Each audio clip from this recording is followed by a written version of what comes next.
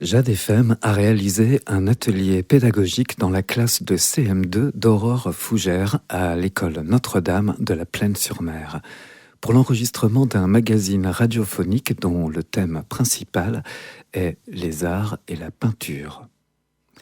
Reportage de fiction, actualité, horoscope, jeux, les enfants se sont prêtés à l'exercice radio sous l'égide de leur enseignante. Enregistré pendant l'épisode caniculaire de juin, les élèves nous livrent aujourd'hui cette émission emplie de fraîcheur que vous pourrez également retrouver en podcast sur le site de Jade FM.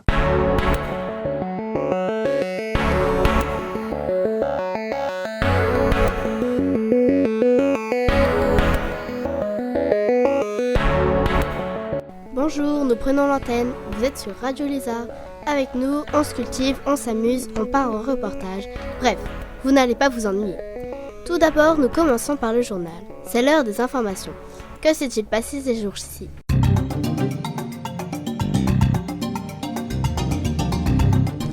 Panique dans la ville de Bilbao.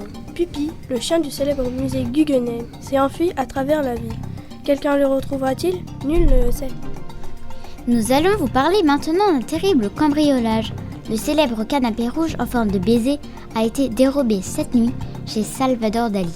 Nous sommes actuellement en direct avec notre envoyé spécial.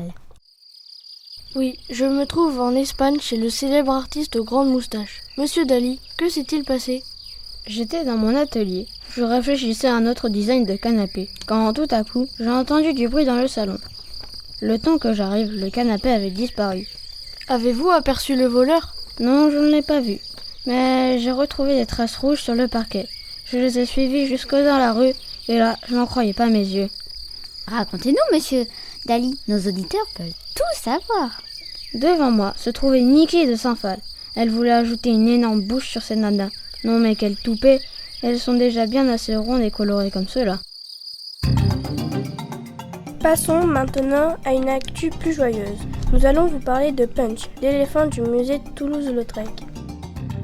Ah oui, effectivement. Cet éléphant est très admiré par les visiteurs. Mais que lui est-il arrivé ? Oh, rien de grave, ne vous inquiétez pas. On a retrouvé dans un petit village du Cambodge, en Asie, le vieil homme qui avait dompté le véritable Punch. Cet éléphant a vraiment existé, puis il a été représenté en statue au musée de Toulouse-Lautrec. Oh ça alors, c'est étonnant. Quelle belle découverte. Ce n'est pas le cas avec la dernière information de notre journal. Il y a bien failli y avoir un meurtre. C'est notre reporter sur place qui va tout nous expliquer.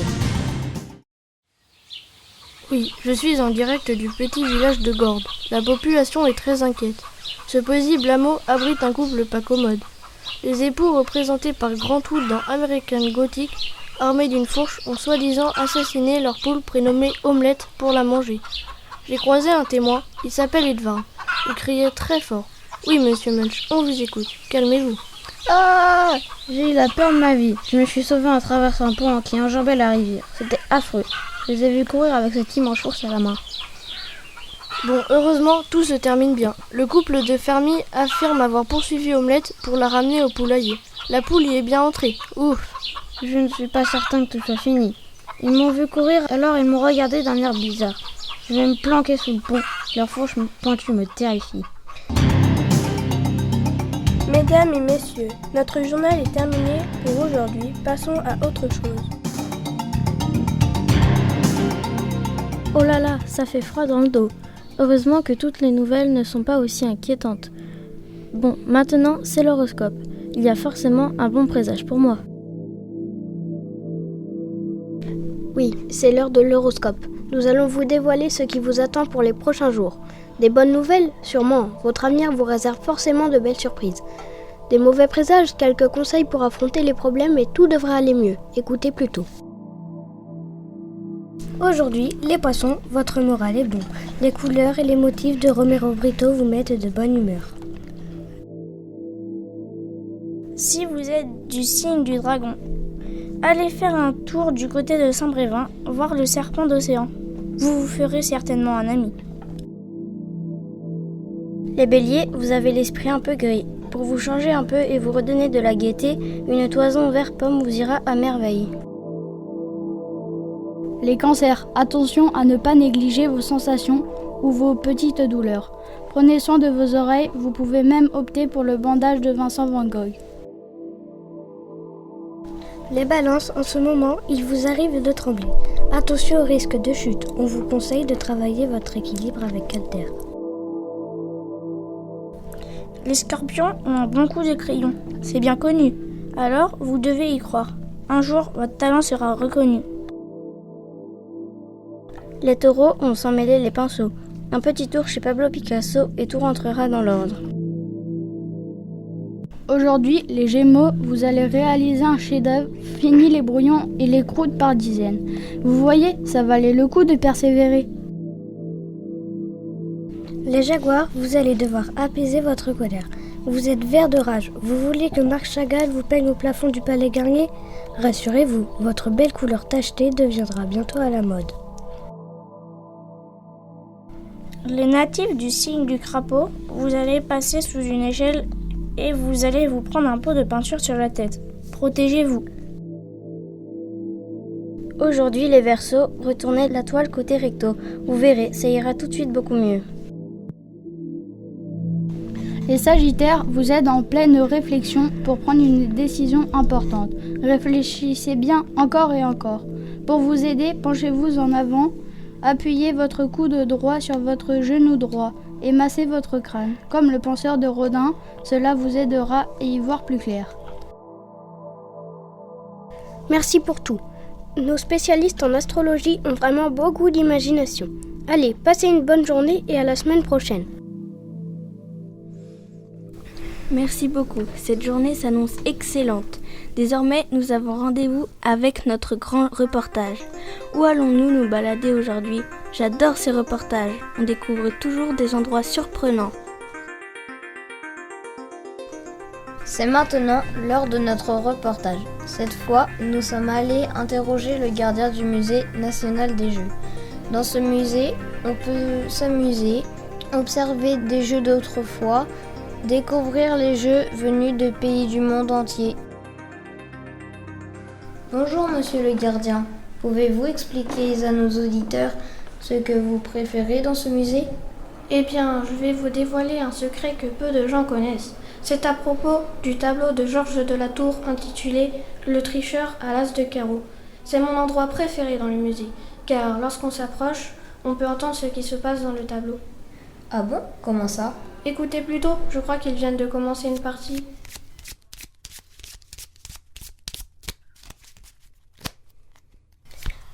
Merci Raoul de nous avoir accueillis chez toi. C'est mignon ton petit salon. Avec plaisir, Victoire. Tu sais que vous serez toujours les bienvenus. Bon allez, on s'y met. Je vais encore gagner, j'en suis sûre. Par contre, Esmeralda, pas comme la dernière fois. Pas de triche, hein ? Oui, ok, c'est promis. Mais bon, vous êtes trop fort. Vous gagnez donc. Avec Léon, on avait mis une tactique au point. Mais promis, cette fois, on se tient à carreau.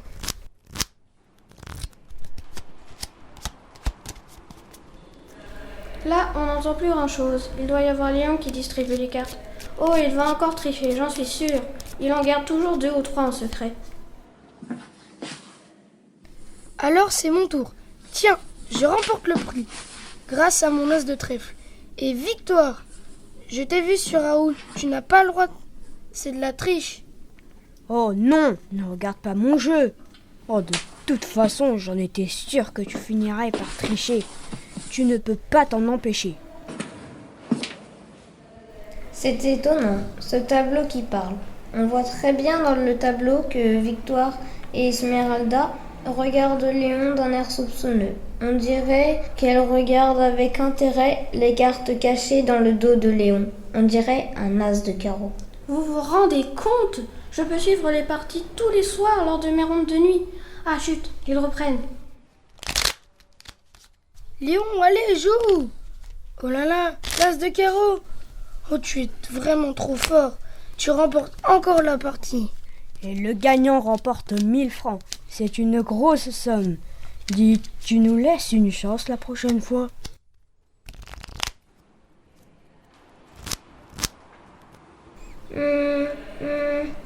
À mon avis, il ne va pas arrêter son petit manège. Il y aura encore des disputes demain soir. Oh, les crapules!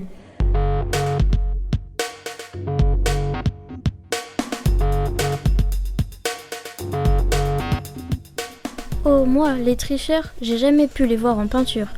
C'est quand même étonnant ce tableau qui parle. Allez, faisons place à la météo des artistes. C'est l'heure de vous faire le point météo. Attention, cet après-midi, le temps se gâte. Sortez vos parapluies comme dans le tableau de Magritte. Il pleut des petits hommes et des pommes vertes. Dans le sud du pays, c'est le contraire. On se croirait dans la jungle du douanier Rousseau, où la chaleur inquiète les scientifiques.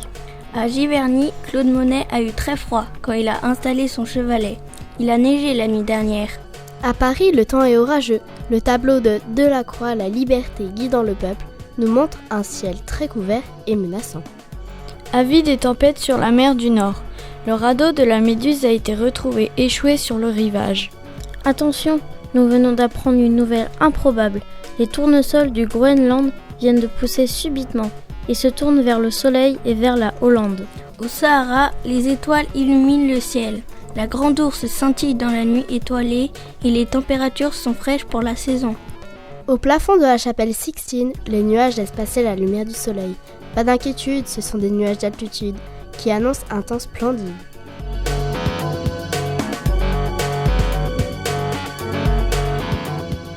Qu'il fasse froid, qu'il neige ou qu'il vente, nos auditeurs attendent avec impatience notre grand jeu. Bienvenue dans notre grand jeu, le savoir des peintres. Nous allons accueillir 3 candidats. Vous allez devoir répondre correctement à une question sur la peinture. Le cadeau à gagner aujourd'hui est un passe-famille pour le magnifique musée du pinceau, situé à Pastello-sur-Toile. Nos candidats sont en ligne. Vous êtes prêts ? J'espère que vous avez bien révisé, car nous allons voir si vous êtes des connaisseurs en art. Oui, nous sommes prêts. Très bien. Alors la première question est pour Mona Lisa. Présentez-vous rapidement. Bonjour, je m'appelle Mona Lisa, j'habite à Paris, sur la place du Tertre à Montmartre. Passionnant, cher ami. Alors voici votre question. Vous connaissez le street artiste que personne n'a jamais démasqué ? J'ai nommé l'inimitable Banksy.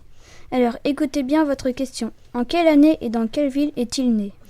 Je dirais en 1974. Et je crois que c'est au Royaume-Uni. Et il me semble que c'est à Brixton. Bravo, bonne réponse. Nous passons maintenant à notre deuxième candidat. Allô, vous êtes là ? Oui, bonjour, je m'appelle Michelle Angela. Je suis vendeuse de pots de peinture chez Castobrico. La peinture, j'en connais un rayon. Alors, pour vous, la question est la suivante. Qui a dit que la peinture à l'huile était plus difficile que la peinture à l'eau ? Oh là là, j'y arriverai jamais. On vous aide, c'est dans une chanson. Ah oui, merci, je crois que je laissais Bobby Limpointe, non ? Bravo, c'est bien lui, bien joué. Allez, dernier candidat pour aujourd'hui, c'est Ben. Bonjour Ben. Bonjour, alors moi je m'appelle Ben. Je fais quelques gribouillis sur mon temps libre et sinon je suis professeur d'art plastique. Génial, alors voici votre question. Je vous nomme 3 artistes, Fernand Léger, Otto Dix et Paul Cézanne. Quel est le point commun entre 3 tableaux peints par ces grands maîtres ? Ah, c'est facile, je sais, on voit des joueurs de cartes. Oui, c'est tout à fait ça, vous êtes très fort, bravo. On est trop fort, on a tout bon. On peut pas vraiment se départager. On partage plutôt le même amour de l'art. Tu as raison, si on allait au musée tous les 3 ensemble. Oh oui, trop bonne idée. Eh bien, on va dire que le passe-famille est transformé en passe-ami. Youpi! Et voilà encore 3 candidats heureux. Ils sont vraiment incroyables. Ils ont bien mérité leur récompense. Et en plus, on apprend plein de choses. Oh, c'est déjà le moment de rendre l'antenne. Radio Lézard, c'est fini pour aujourd'hui. Nous avons été ravis de vous emmener dans notre univers. On est tous un peu des artistes, vous savez ?